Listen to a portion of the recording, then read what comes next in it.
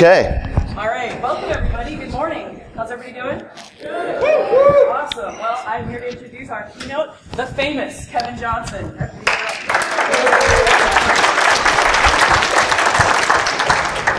Now I'm concerned that the basketball player / mayor is showing up. Good morning. How y'all doing? Awesome. I'm Kevin. I'm not that excited about being Kevin. I've been Kevin for 45 years. I've been Kevin Johnson for 18 less than that. And we're going to be talking today about all the bacon. Which, there's two reasons we titled the talk this. One, Kate Vita, who just introduced me, works with me, and she hates bacon. I know, did you hear the pain? That's what she keeps saying, it's more for us. My answer is, there's been plenty for us. So we purposely named it that. But the other reason is at one point, I watched this show, Parks and Recreation, and it was a really stupid show. You ever watch those shows that like, you watch it and you watch every episode, and then at the end of it, you think back and go, wow, I wasted a shit ton of my life. That was Parks and Recreation for me. But I enjoyed it. I laughed. It had some good things. And Ron Swanson was one of the characters. And there was an episode where he and Lesley went to breakfast, and the waiter came over, and he ordered food. I gotta stay away from that. He ordered food, and he said, I want all the bacon and eggs. And the waiter went, and he said, wait a minute. I think you might have misheard me. What I think you heard was I would like a lot of bacon and eggs. And what I said was I want all the bacon and eggs. And I laughed. I thought that's kind of cool, you know? And thinking about the security community, thinking about us, right? I realized that we want all the bacon and eggs, right? I mean, it's just the nature of our field, the nature of what we do. And so I thought the topic fit. So we're going to talk about it. I've got a couple slides, whatever. Big deal. And a couple things about me before we really get started. Like I said, I'm Kevin. I'm a nerd. I've been a nerd my whole life. I am such a nerd that the guy who used to take my lunch money every day still does. But he makes a damn good Subway sandwich. So,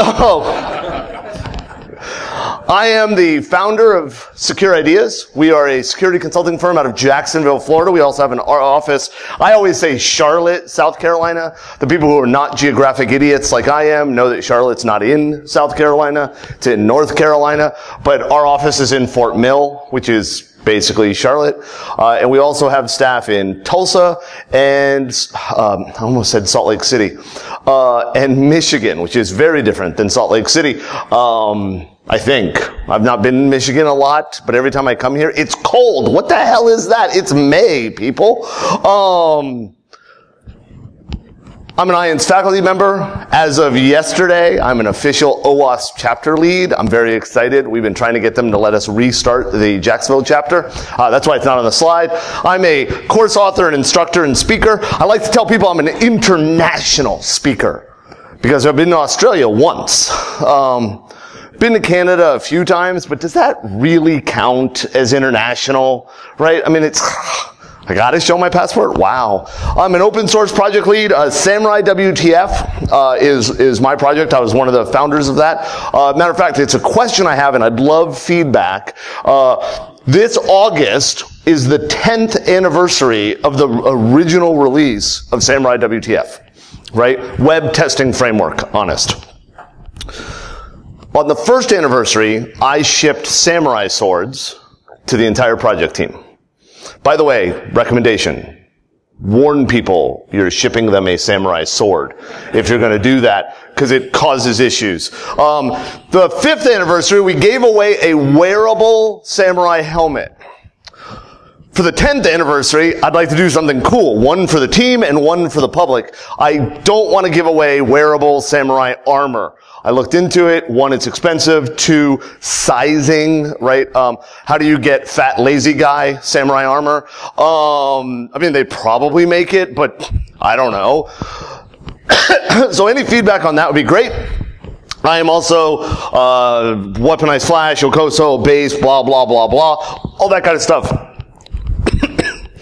The thing I'm most proudest of that it doesn't involve my kids, because my kids are friggin' awesome. Of course, I'm biased, right? I am a member of the 501st Legion. For the people who don't know, the 501st Legion is a charity group. What we do, my wife says it's the nerdiest thing I've ever done. I pointed out she met me when I was 26, so she doesn't really know. We build screen-accurate Star Wars costumes, and then we wear them for charity. And we raise money and visit kids in hospitals and stuff like that. In 2016, we raised indirectly $11 million worldwide.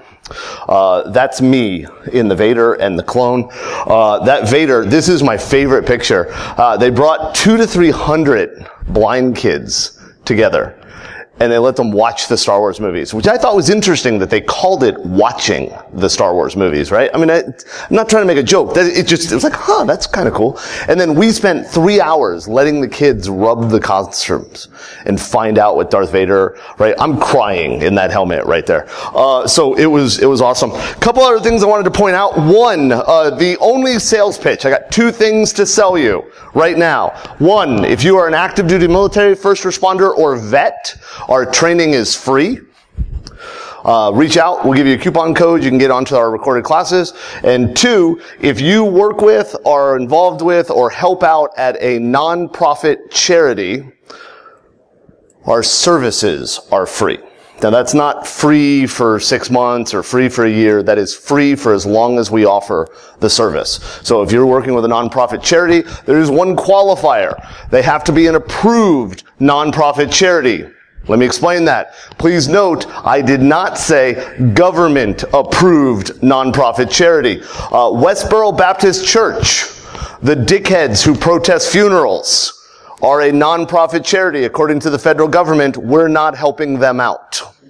So basically the rule is, don't be an asshole charity. Okay? I think it's a fair rule. Oh, a couple other things. One, I'm full of tangents. Just as a warning, I will try to make the tangents relevant, but I'm full of them. I'm full of lots of things. My eyes are brown. And 2, I have a sense of humor. Please note, I did not say a good sense of humor. My current favorite joke. Do you know why Walmart wasn't hacked? They're not a target. Right? I actually got to introduce like the CISO of Walmart, and I told that joke, and he would not shake my hand. Right? You know, like you introduce somebody on stage, you go like this, and the dude went, and I thought to myself, shit, you got the good side of the joke.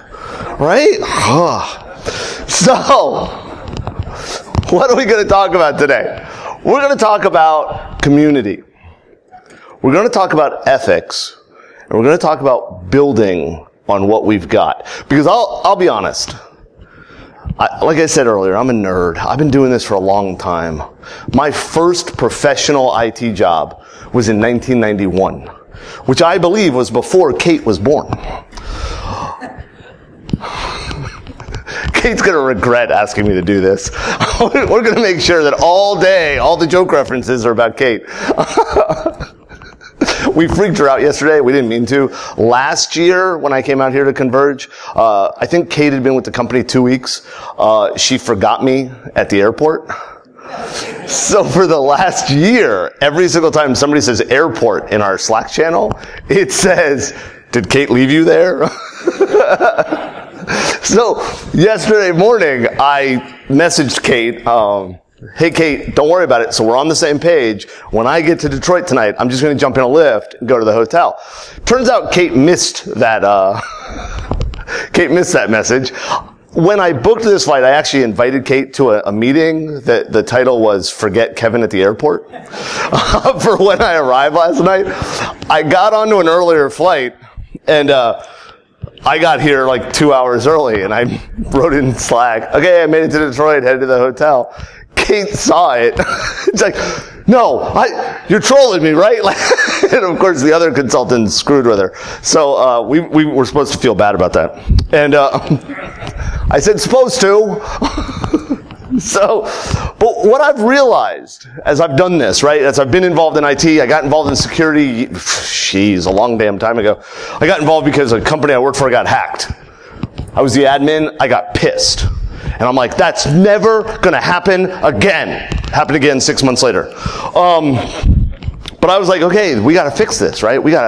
So I started getting involved in security, started doing it. Now I'm a consultant, right? I don't know how the hell that happened, but it did, right? But what I've realized, and it's kind of funny to me, I do a lot of presenting, I do a lot of speaking, I do a lot of teaching, I go around to different conferences, and there are layers of people. And layers is probably the wrong word, because layers implies some of the people are higher or better than the other, and I don't think that's true. I think it's like a Venn diagram that has very few overlaps. And when we talk about the security community, right, there's actually not one. There's a lot. And we've got some that are very, very professional. They wear ties and suits, and they do their auditing and compliance and governance. And then you have the people who, how many people here are members of Anonymous? It's always worth asking, right? Me? No, I'm not. You always see those idiots on Facebook with the Anonymous logo as their profile picture next to their real name. Jackass. But, do you not know what that word means? Anonymous. I don't know. But, you got the security researchers, right? Which is another word for person who can't get a legitimate job. It's not exactly true. There's lots of people who are security researchers that are awesome, but there's also people who are security researchers because they know how to run Nmap. You know I'm right. I had a guy send me an email. Kevin, securideas.com is vulnerable to heartbleed. Shit. Oh, by the way, PG-13 for this talk. I should have said that earlier. Sorry, I'm cursing too much. I'm really tired. So he sent me an email, and my first reaction was, no, it's not.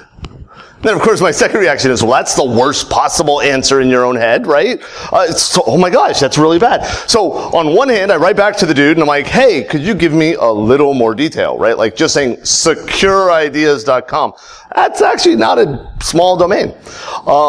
Could you give me a little more detail? And at the same time, I'm writing to people internally, right? Like, shit, people, we gotta fix this. Like, let's figure out what's going on. See, because I thought we were patched. But notice I said I thought we were patched. I didn't say I knew we were patched, right? And I don't mean that from a perspective of, well, I don't know what's on my systems, which may be true, but it's because my assumption was we missed something, right? So we go back and forth with the guy. The guy doesn't really know how to answer the question. Turns out, he finally sends me the command line argument he ran. He ran Nmap in debug mode with some scripts. The script that checks for heartbleed actually returned back the result, not vulnerable.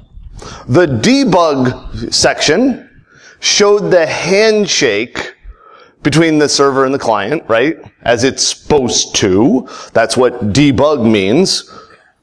And so he ignored the script result and saw the debug code and thought, ooh, that's memory that's been dumped from that server because it's vulnerable to heartbleed. So I then wrote back to him, told him to take his head out of his ass, and I taught him how to use Nmap. That's the other side, right? The people who think that they can just go, and you have this range in between, and let's be very clear, I am horribly simplifying these categories, right? But what I do know is that not a single one of us is where we are because of us. Kate made the joke. Here's the famous Kevin Johnson. And I, as much as I'll give Kate crap, she knows I hate when people refer to people in this field as famous. Because we're not, right? We may think we are. There may be plenty of us who think high enough of themselves to believe they're a celebrity. Kevin Mitnick. Ooh, did I say that out loud? Scumbag. But we are nothing without all of us. Everything that I do is built on work from other people. Right?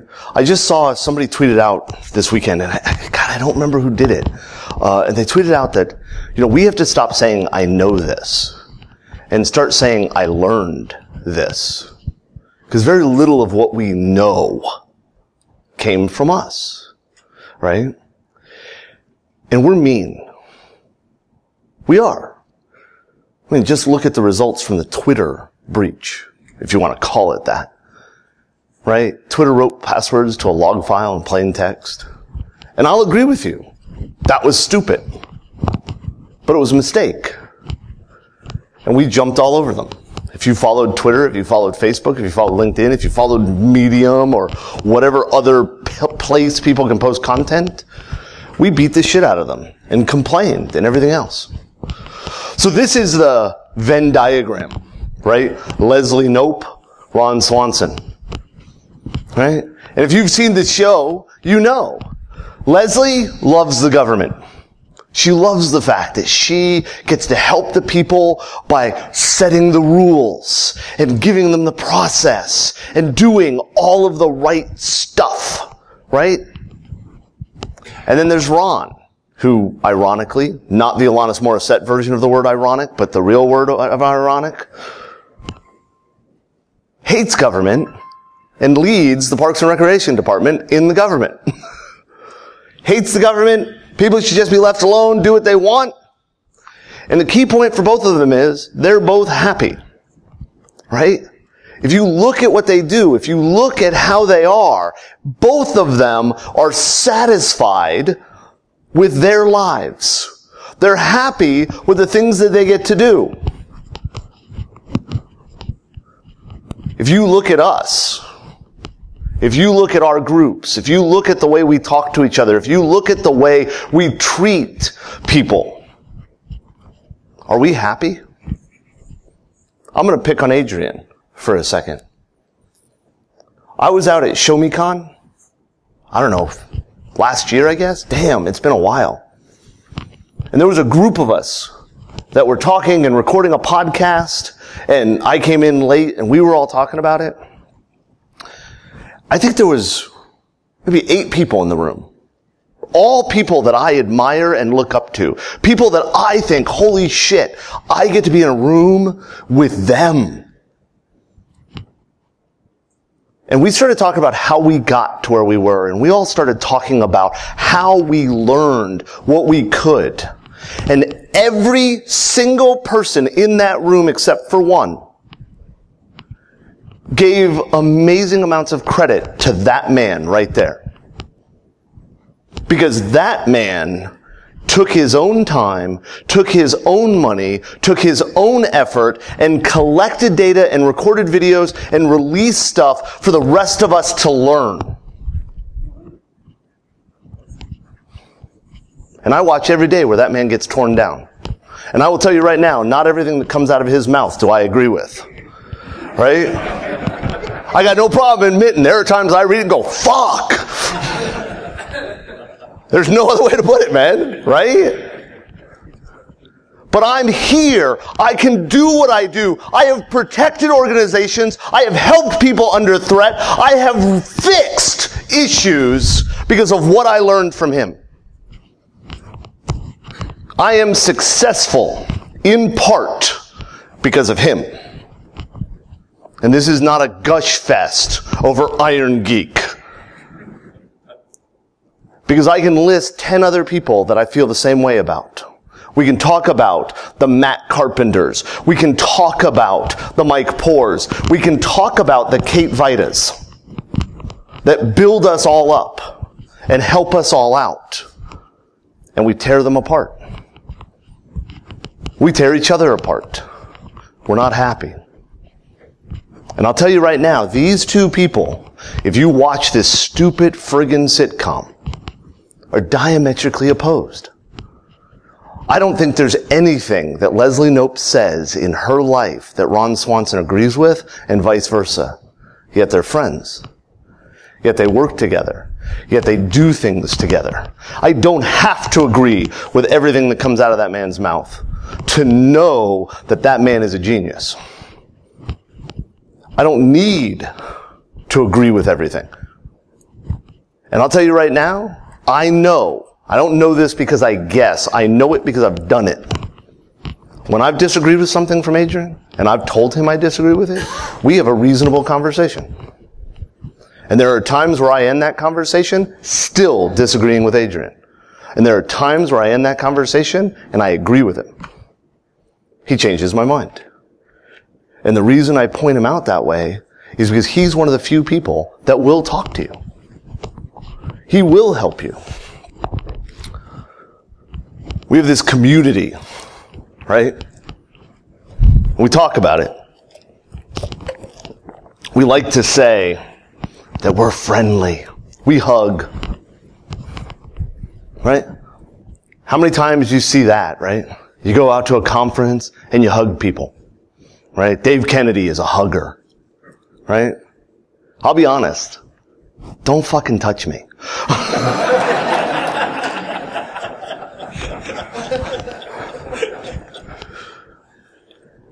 The reason I changed my name when I turned 18 was because my parents were abusive. My parents used to beat the shit out of me. My parents, I know how to replace screen doors because multiple times my father would throw me through a sliding glass door. I still wake up. I'm 45 years old. I still wake up in nights with nightmares, screaming because I'm scared shitless. And I tell you this not as a poor me, because I will tell you I'm fine. I'm good. And I had it better than many other people. The reason I tell you this, the reason I tell you that at 45 years old, I don't like people touching me. I don't like people coming near me. I don't like people. But this community makes me feel welcome. This community, I'm accepted. This community, I feel safe. And so when Dave Kennedy walks up and hugs me, it's okay. It's weird. Right? But that's what we do. We've tried to build a community. I do believe, though, very strongly, that while we have built community, we have not built a community. We have built groups. We have built cliques. We have built areas where we're comfortable, but other people aren't. I see too often when I come to conferences, the person that sits in the row by themselves and nobody talks to them. And they don't know what they're doing. How many people here have been to DEF CON? Right? 20,000 of your closest hacker friends all wearing black in the summer in Vegas, not showering enough. Right? People say to me all the time, should I go to DEF CON? My answer is, have you ever been to a conference? No. Then no. You shouldn't go to DEF CON. DEF CON shouldn't be your first conference. Because it's overwhelming. I love DEF CON. I think it's awesome. I think everybody should go at some point in their life. The only problem I have with the DEF CON is it's in Vegas, which I hate, in the summer. Who did that? Let's pick the hottest place in the United States and fly everybody there. But it's too easy to see the people that aren't engaged, the people who aren't involved. Whereas if you go to a DerbyCon, if you go to a Converge, if you go to a B-Sides, it's easier to see the community we all love. Right? I came in this morning, I'll be honest, I'm in Detroit very rarely. I look out at this audience and there's very few faces I recognize. I sat down this morning, I was starved because I had probably the worst Chinese food delivered to my hotel room last night that I've ever had. Oh my God, it was bad. So I didn't eat it. Sat down with my muffin, my cup of coffee, and the very first thing that happened, a guy named Jordan said, hey, started talking to me, right? And then 2 other people sat down, who I warned not to come to the talk, but they still did. And they started talking. And we engage with people. We talk and we help. And that's critical for us to keep doing. And we have to remember to do it everywhere. Because I'll tell you right now, sitting in that room over there with the lockpicks and having people talk to me is easy. Sitting on Twitter and remembering that there is a human being on the other side of that tweet. A human being you might want to set on fire.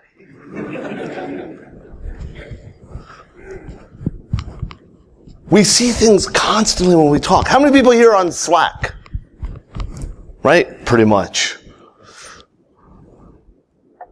We talk to people constantly. I'm in the professional evils. I don't even know. I call them Slack channels. The problem with that is there's all the other channels in the channel. So I guess it's Slack teams. Am I getting that right? Okay. Kate's nodding. She's smiling. So that means I used the right words. Yes.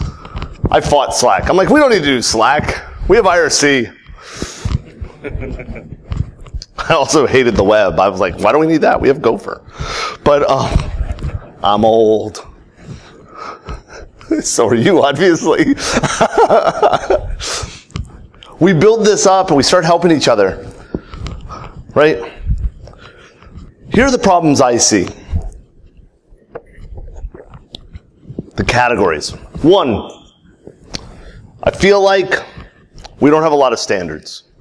And I want to be very clear. Please note that I did not say government standards, right? Thank God Georgia vetoed that bill. Right? But we don't have a lot of standards.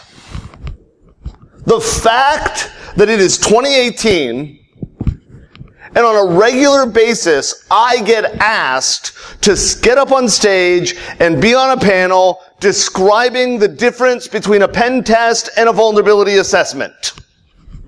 What is wrong with you people? Those are really easy. We've known the difference between a vuln assessment and a pen test for 300 years. I might be exaggerating slightly. Right? It's pretty simple. Did you attempt to exploit the vulnerability? Yes, pen test. No, vulnerability assessment. Done. Stop talking about it. But we still do. Why? Because too many jackasses sell vuln assessments as pen test, Rapid 7. But, ooh, did I say that out loud?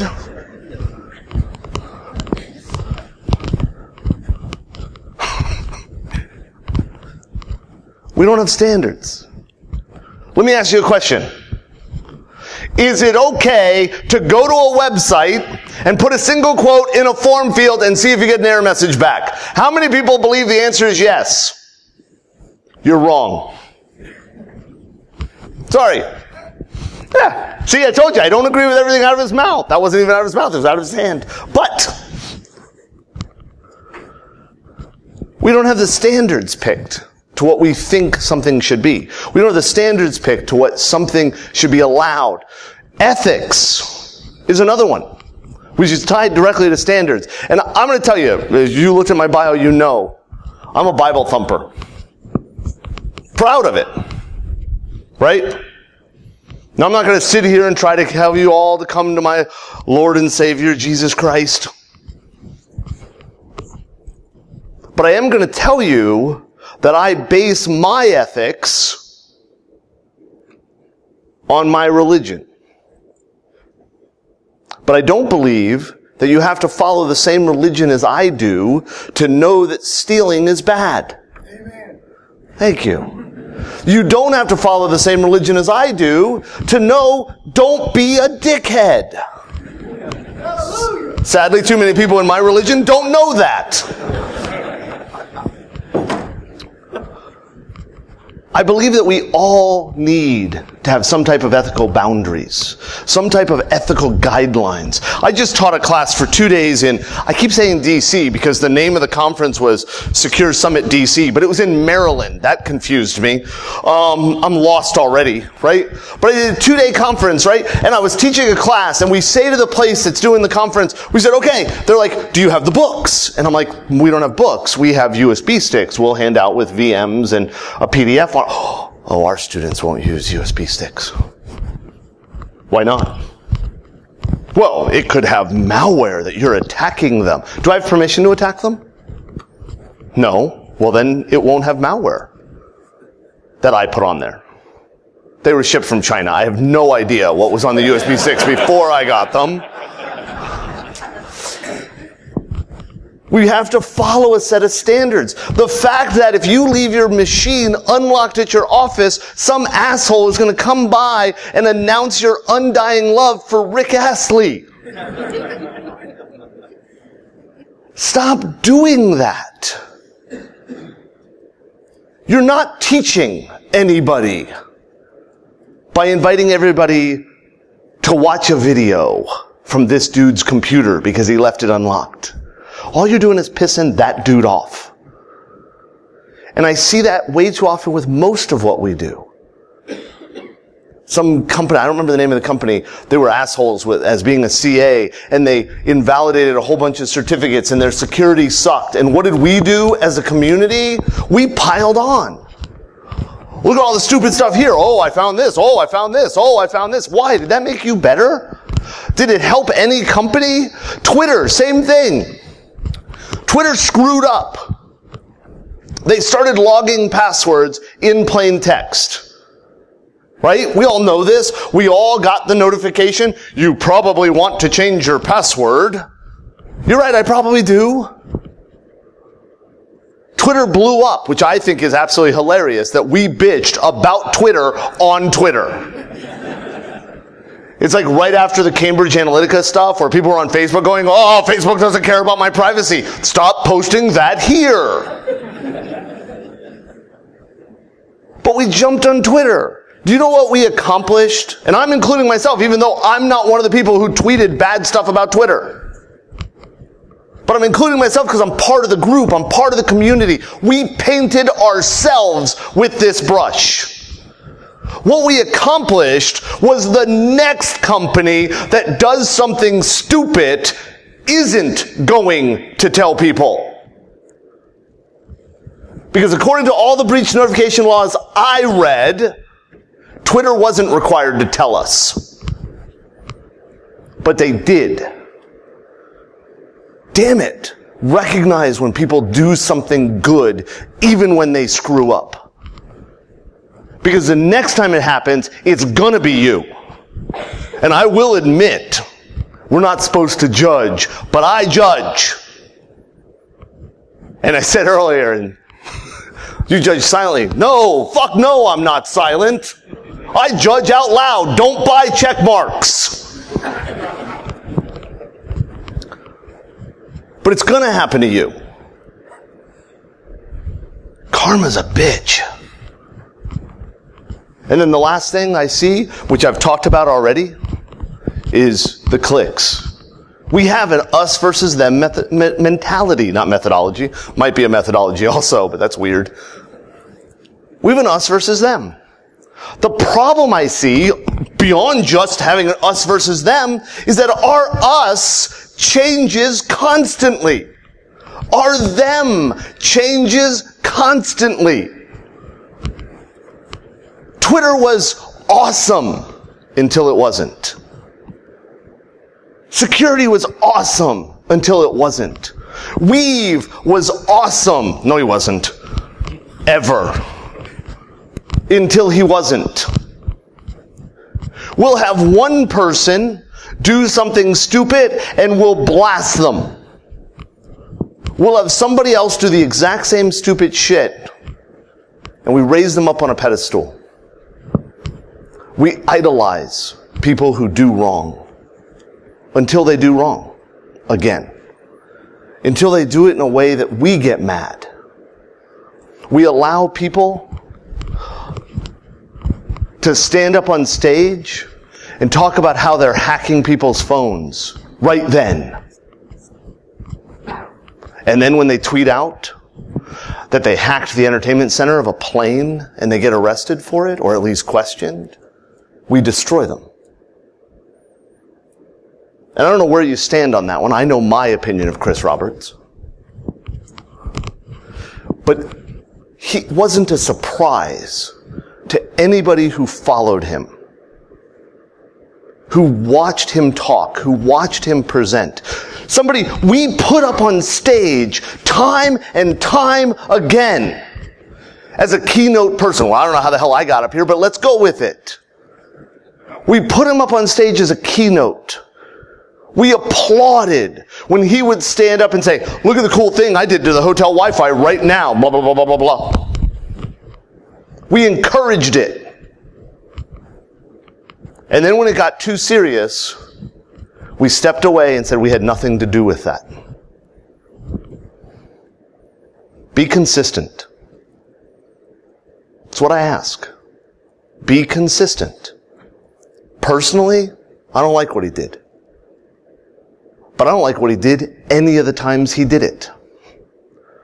I've told him that, and I've spoken publicly about it before. And I'm not standing up here going, I'm better than him, because I am not. I'm as hypocritical as everybody I'm lambasting. I won't lie to you and tell you I've never broken the law. I won't lie to you and tell you I never will again. I have 2 daughters, one who just turned 16. I am probably going to end up breaking the law. I already have it planned. When my daughters start dating, here's my plan, right? I don't believe teenagers are afraid of the dad with the gun. You know that story, right? I'm going to be cleaning my gun when the boy picks up my daughter, or whatever crap like that. And I live in Florida. We have guns. It's Florida. It's like a law. If you're in Florida, you have to own a gun. I don't think they're afraid of that. Because teenagers don't think they can die.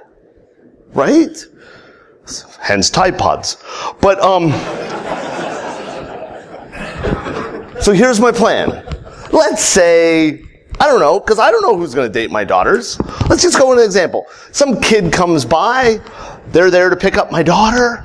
Here's what I'm going to do. Before they get there, I'm going to break into their phone. I'm going to steal a whole bunch of their pictures. I'm going to print them, frame them, and hang them in the foyer of my house. Right? That way when they come in the front door, because they're picking my daughter up, they're coming in the front door. Right? I'll be like, hey, did you see your vacation pictures? Good plan, right? I mean, now it's recorded. That'll ruin it. Premeditated or some shit. But, right? We have these clicks. We have to be consistent. Here's the way I think we should solve this. I'm actually right on time. I'm so weird. This is crazy. I'm never on time. The very first thing is standards. And it may be ethics. Maybe you reverse those. But I believe that before we can talk about ethics, we have to talk about standards. And we have some good baselines, right? PTES. OWASP. I know, I'm going to say the words you all hate. PCI. You know, the internet standard, you must be this tall to ride the internet. That's what PCI is, right? But how about we build some standards for what we do? How about we build some standards, what the hell? I just had a customer call me up, right? And they said, hey, Kevin. I'm like, hey. We need you to do a new test for us. I'm like, okay. We'd like you to do a black team test. I will admit, my first thought was, wow, that's racist. I said, do you mean a black box pen test? And they said, no, that's so 2015.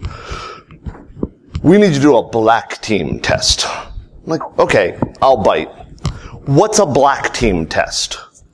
And they're like, it's like a purple team, but it's more subtle. I'm like, okay, I'll bite. What's a purple team test? Because I've learned, let's be clear, I know what people refer to as a purple team test. I know what I mean by a purple team test, but what I have learned is not everybody means the same thing I do. So I said, what's a purple team test?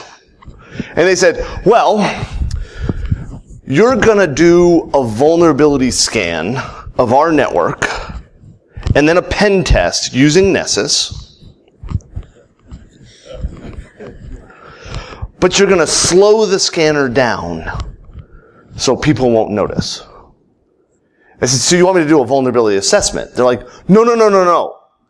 Because you'll slow the scanner down so people won't notice. And what's that called again? A black team test. I don't even know what that means. I still don't know what it means, and they explained it. I had another consultant firm. So I do weird work. One of the things that we do quite often is companies will hire us to do a pen test of another pen tester's test. Meaning, we'll go test again, but before we do the test, they'll give us last year's report.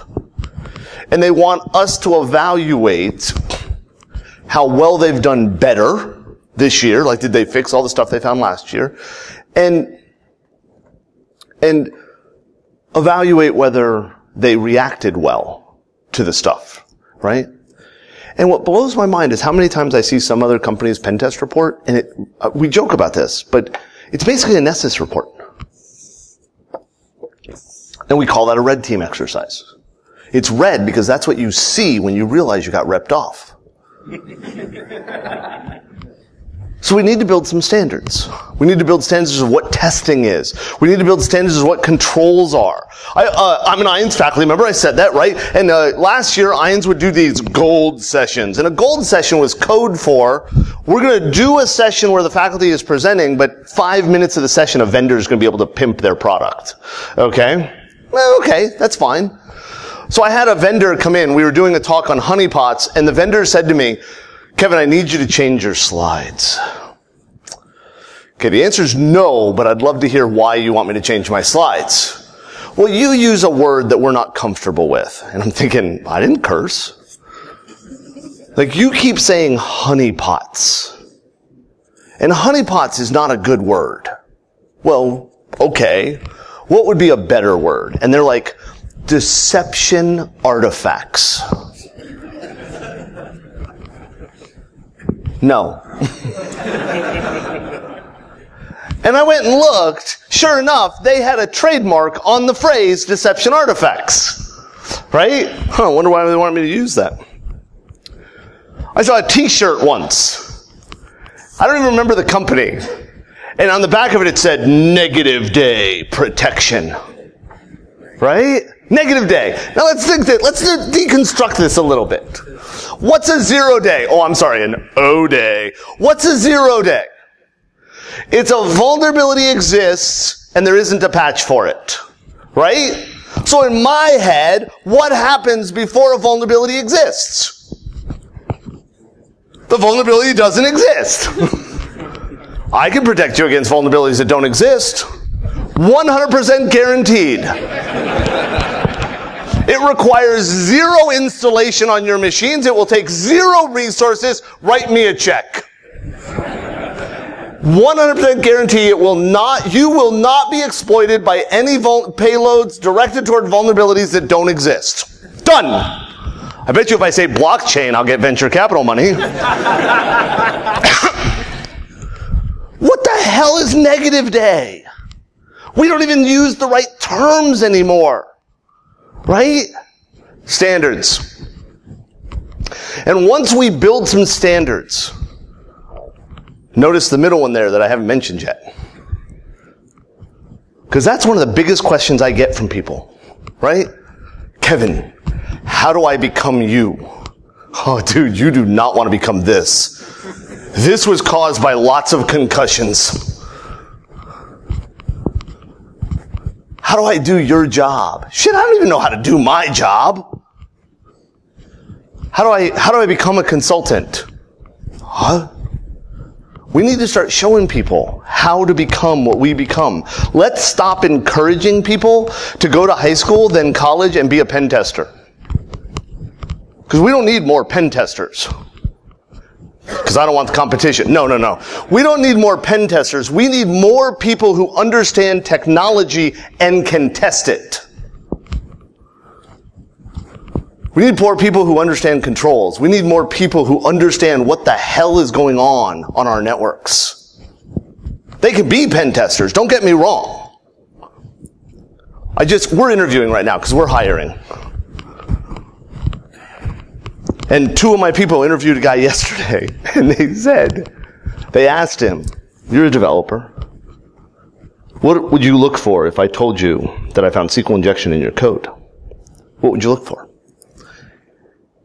And Nathan and Mike described the answer as they felt he Google searched technical terms and read them off to him.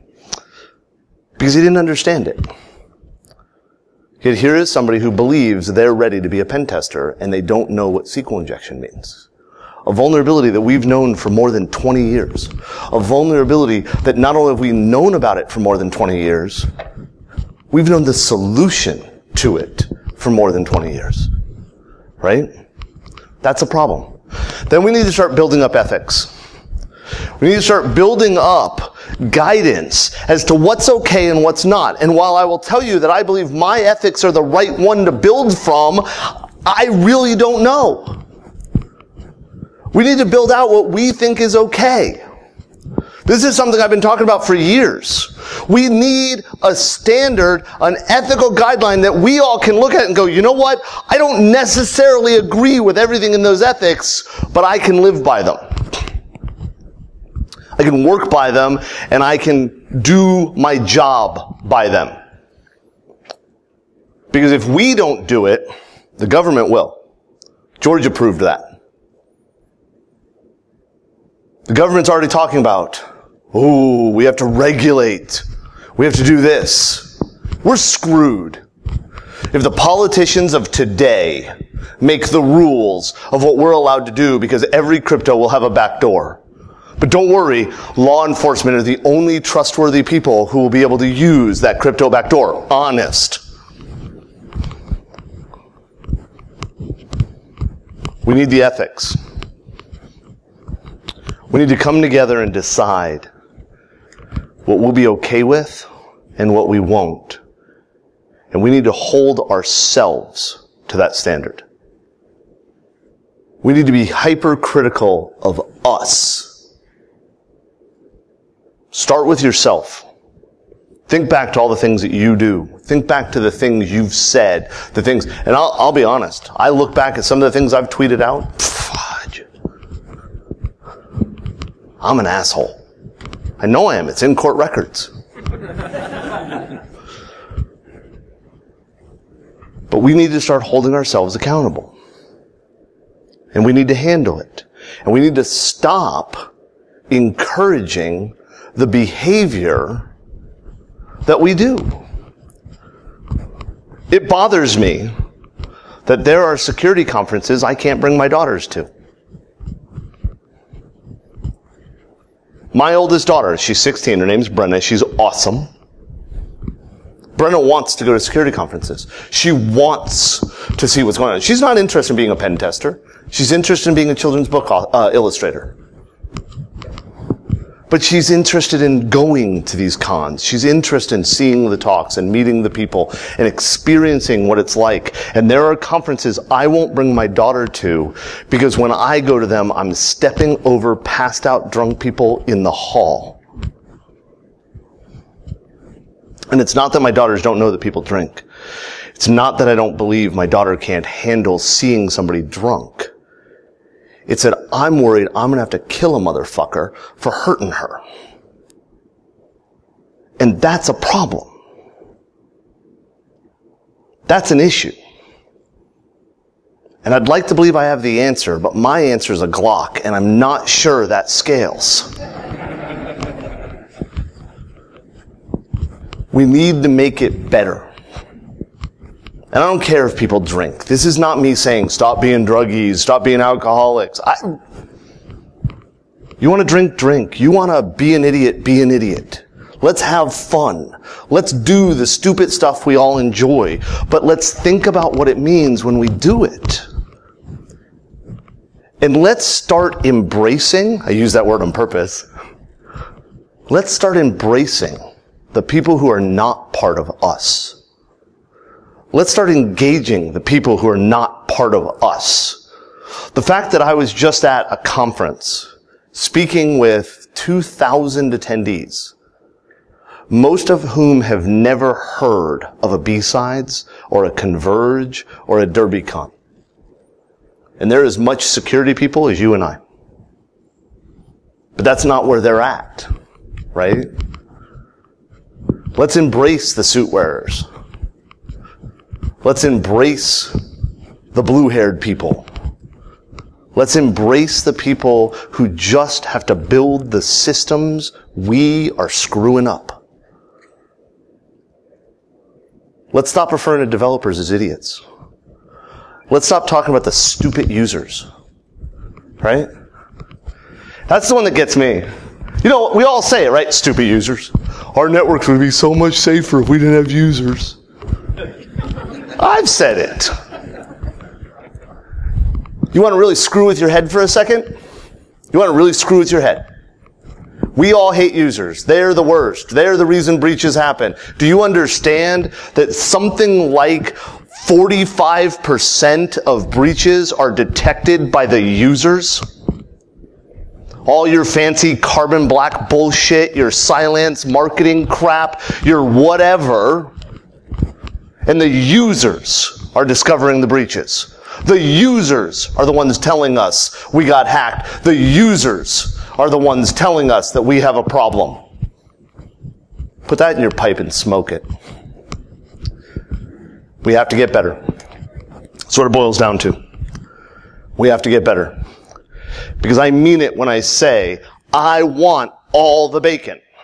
And I know Kate's giving me her share. I want us to be the beacon of light. And I know this is gushy and whatever you want to call it. But I am so fucking impressed by the intelligence in this room. And I know you're smart because you came to see me speak.